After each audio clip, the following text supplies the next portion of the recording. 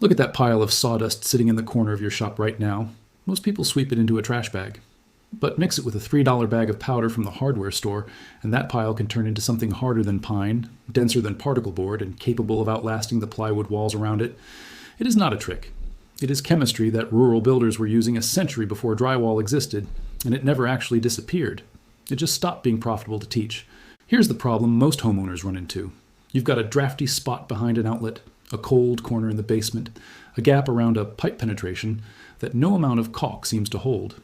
The contractor quote to properly seal and insulate it runs into the hundreds of dollars, and half the products on the shelf are foam and plastic that off-gas for months and degrade in direct sun within a few years. You patch it, it fails, you patch it again. That's the cycle the insulation aisle is built around. There's a quieter option that most people have never heard of, and it isn't some miracle additive.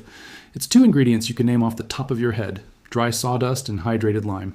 Combine them with water in the right ratio, and instead of drying out the way concrete does, the mixture slowly pulls carbon dioxide straight out of the air and converts into calcium carbonate, actual limestone, while the wood fiber gets locked inside it like rebar in miniature. Builders in Pennsylvania Dutch country and plenty of unrelated homesteading communities across the rural Midwest were making blocks and mortar out of this well into the 20th century, mostly because Portland cement cost money, and sawdust was a free byproduct of every sawmill in the county. The historical thread here is real, even if the specific figures often get exaggerated online. Lime-based building has roots going back over 2,000 years. The Romans used lime mixed with volcanic ash to build structures like the Pantheon, whose unreinforced concrete dome is still standing today. In modern materials, researchers at MIT and Harvard have studied how that ancient lime mix appears to have some self-healing properties from unhydrated lime clasts embedded in it. Sawdust lime block making itself was a documented rural practice in the early 1900s, used mostly for small outbuildings, root cellars, and infill walls rather than load-bearing houses, and it faded out for an ordinary reason. As dimensional lumber, plywood, and mass-produced concrete block got cheaper and standardized building codes spread in the mid-20th century, slow curing, labor-intensive, non-standardized materials like this simply couldn't compete on cost or construction speed. Nobody buried the knowledge in a vault. It just stopped being commercially useful. And commercially useful is what gets taught and marketed.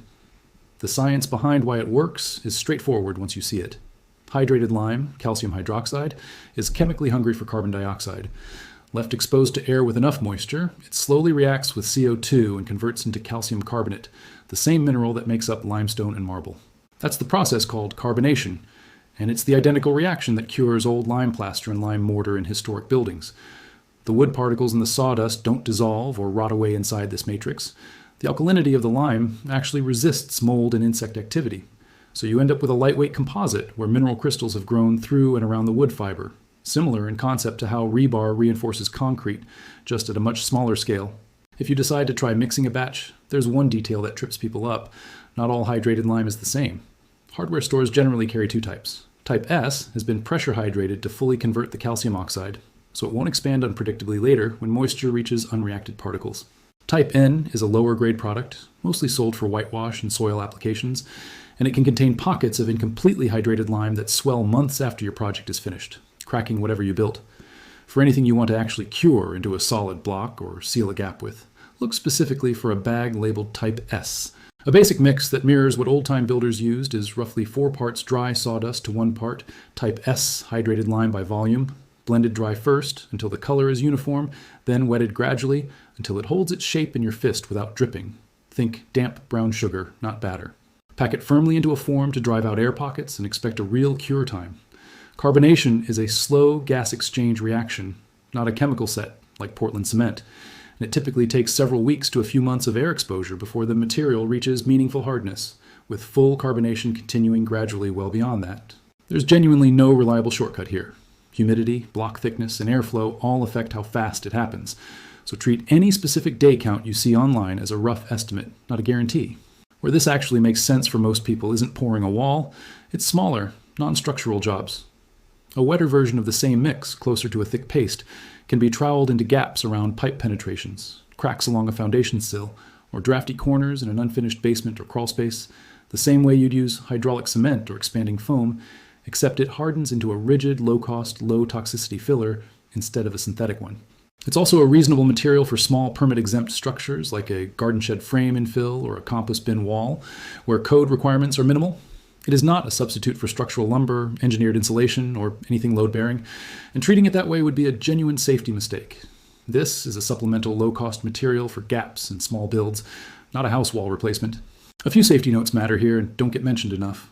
Hydrated lime is caustic. It will dry out and irritate bare skin, and the dust is genuinely bad for your lungs and eyes. So wear gloves and a dust mask anytime you're mixing it dry, and rinse skin immediately if you get any on you.